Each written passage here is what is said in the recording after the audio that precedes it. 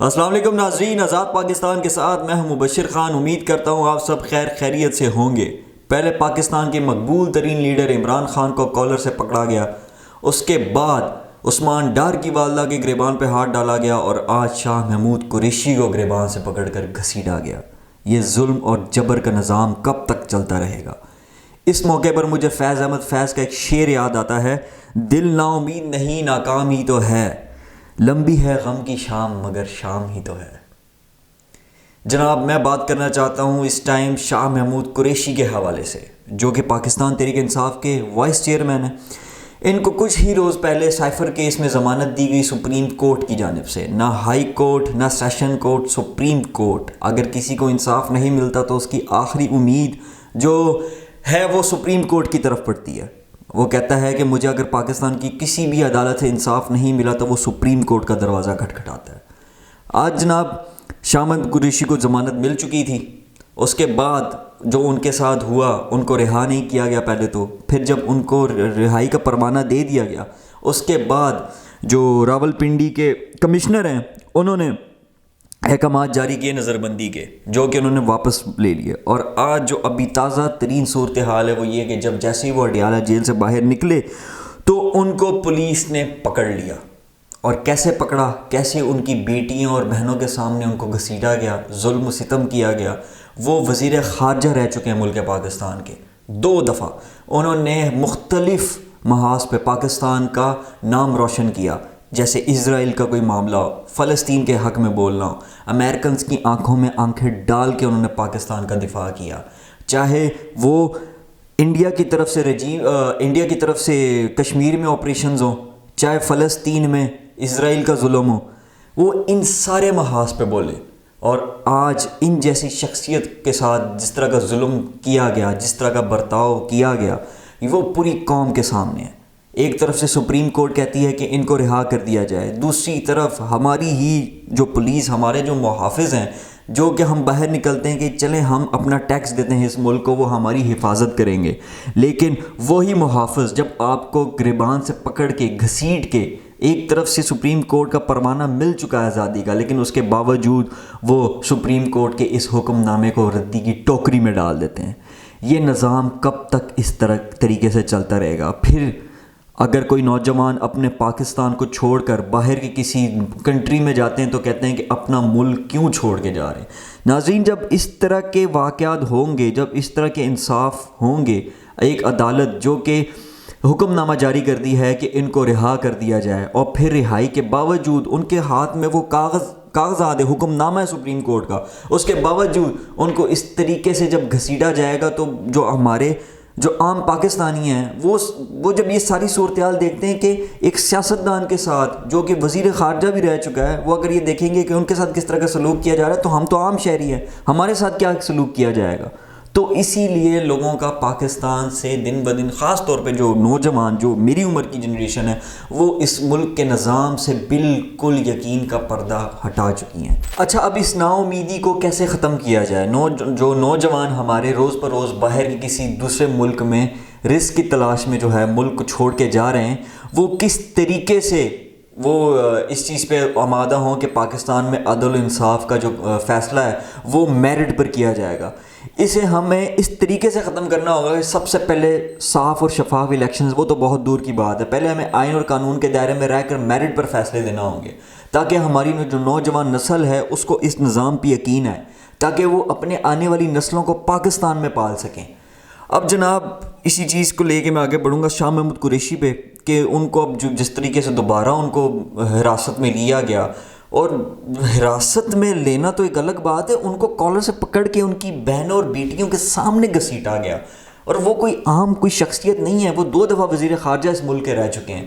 یہ اس طریقے سے ہم لوگ برتاؤ کریں گے اپنے پولیٹیشنز، اپنے سیاستدان جو ہیں ان کے ساتھ؟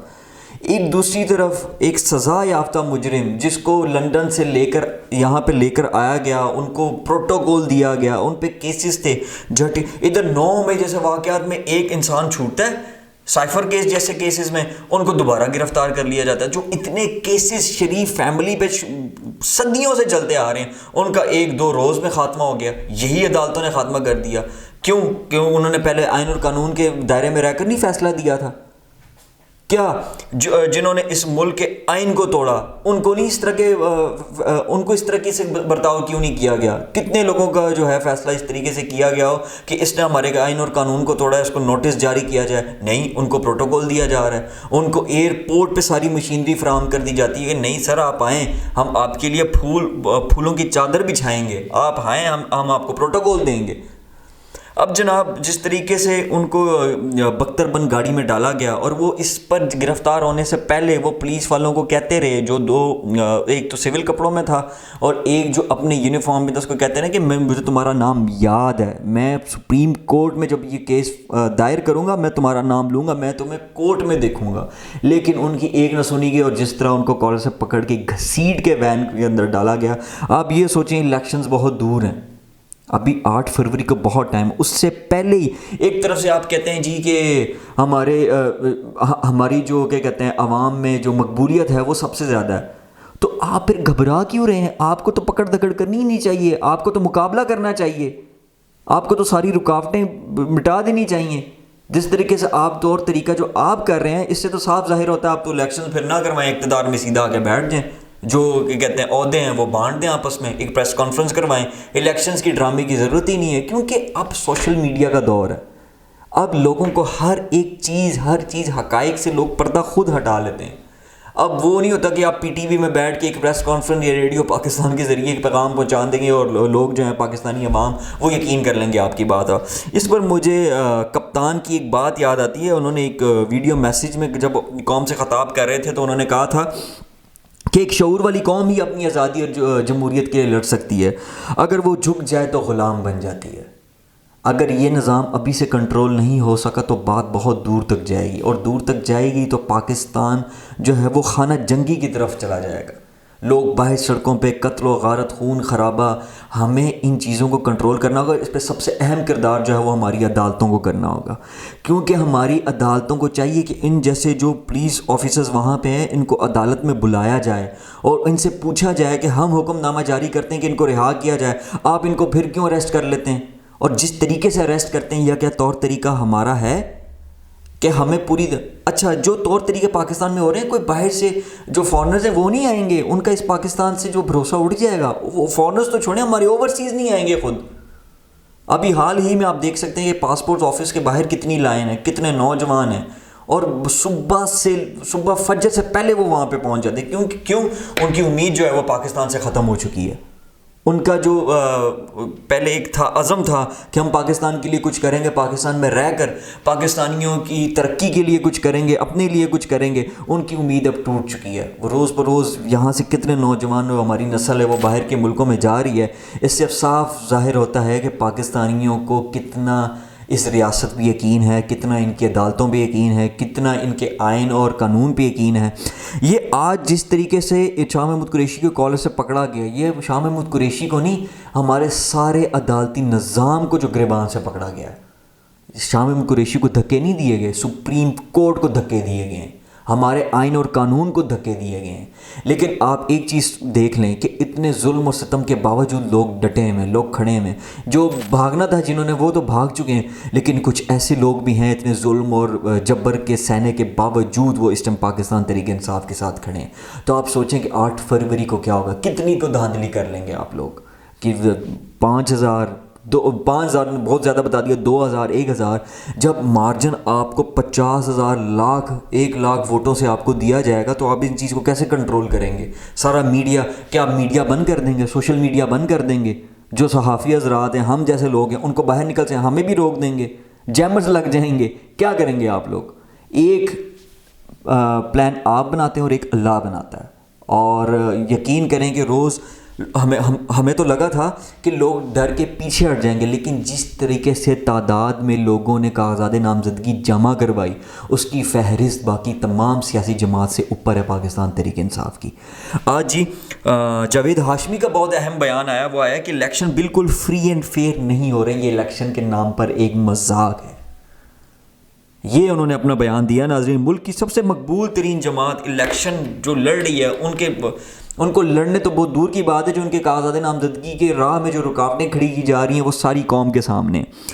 میرا کسی سے مقابلہ نہیں، سب کے پاس وسائل اور طاقت ہے، میں کسی کے خلاف پروپیگنڈا اور کمپین نہیں چلاؤں گا۔ اب اس پہ ان کے خلاف کتنے کو مقدمے ہوتے ہیں، ان کو کب اٹھایا جاتا ہے، پاکستان مسلم لیگ نون یا کسی اور پارٹی کی جانب سے ان کے اس بیان پہ کیا رد عمل آتا ہے، یہ اب دیکھتے ہیں۔ اور سب سے یہی میری التجا ہے کہ خدا را اس ملک پاکستان کے بارے میں سوچیں۔ پوری دنیا کی نظر اس وقت ہم پہ ہے، اور ہمیں وہ اقدامات اٹھانے چاہیے کہ جس میں خون خرابہ نہ ہو، اور پورا امن اور پیار اور محبت سے لے کر ہم سب کو چلیں۔ کسی ایک ہی سیاستدان کو اتنا فیور نہیں دینا چاہیے جو کہ مجرم رہ چکا ہو، جس نے اتنی کرپشن کی ہو، جس نے اس ملک کے خزانے کو لوٹا ہو، جس نے اس قوم کے لوگوں کو دھوکہ دیا ہو۔ ہمیں اس بارے میں سوچنا ہوگا۔ ایسا نہیں ہو سکتا کہ ہم کسی کو باندھ کے رکھیں اور کہیں کہ ہمارا مقابلہ بھی اسی سے اور باندھ کے بھی اسی کو رکھنا ہے۔ اس طریقے سے مقابلے نہیں ہوں گے۔ اس طریقے سے آپ کی جو تھوڑی بہت مقبولیت ہے اس میں بھی آپ کمی لا دیں گے۔ مجھے اپنی دعاؤں میں یاد رکھیے گا۔ آزاد پاکستان کو سبسکرائب کریں، لائک کریں، شیئر کریں۔ آپ کی خدمت میں پھر حاضر ہوں گا۔ پاکستان زندہ باد۔